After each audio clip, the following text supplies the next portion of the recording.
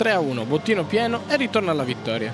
Non poteva chiedere di meglio il pubblico del Pala Igor dopo il periodo no di Novara. Vittoria decisa contro Perugia e morale rialzato. La battuta d'arresto contro Chieri dopo il KO al mondiale e qualche passaggio a vuoto di troppo rischiava di insinuarsi nelle crepe dell'insicurezza e invece le ragazze di Barbolini hanno cacciato via i brutti pensieri, giocando un bel volley e forse ritrovando un po' loro stessi. A rendere il compito difficile ci pensano le perugine, che volando sulle ali dell'entusiasmo della vittoria su Conegliano provano a mettere i bastoni fra le ruote anche all'altro gigante del campionato.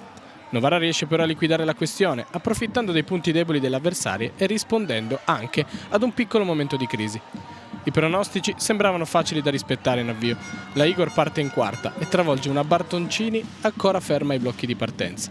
Nel primo set funziona tutto a meraviglia e il parziale conclusivo di 25-13 racconta fino in fondo le difficoltà delle rossonere nel trovare continuità in attacco.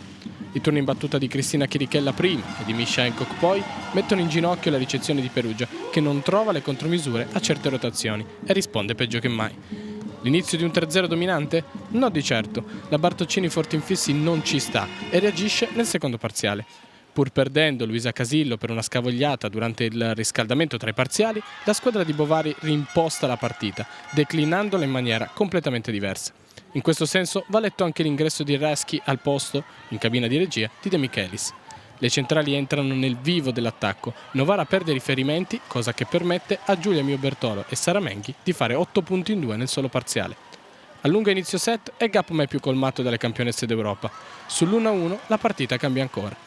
Nel terzo set infatti nessuna delle due squadre riesce a fare la voce grossa dall'inizio. Barbolini gioca la carta Brakocevic a mezzo servizio a titolo precauzionale e per evitare le difficoltà del secondo set la alterna con Di Giulio nelle rotazioni in seconda linea. La mossa smarca Vasileva che inizia a inanellare punti, saranno 20 a fine partita, ma Perugia risponde alzando le percentuali di servizio e attacco e provando a restare aggrappata. Nel finale alla rossonere manca però la forza di stare al passo e arriva il 2-1 e a quel punto sembra finita. Le squadre tornano in campo, ma le ospiti danno l'impressione di aver mollato il colpo. Chirichella torna a far male, Hancock spazia con fluidità e Perugia diventa pasticciona, ma non arrendevole. La compagine umbra prova a rimandare l'inesorabile. Bovari continua ad alternare i giochi di Reschi e De Michelis, tenta gli innesti Pascucci Angeloni, ma sul 25-11 alza definitivamente bandiera bianca. La Well Planet torna a casa così con il piccolo rammarico di non essere riuscita a strappare nemmeno un punto, ma con la consapevolezza di aver fornito 2 ottime prestazioni nel giro di pochi giorni. Per le subalpine invece il ritorno alla vittoria, convincente, è una boccata d'ossigeno che serviva davvero in vista della Polonia. Tra meno di 48 ore c'è un titolo continentale da continuare a difendere.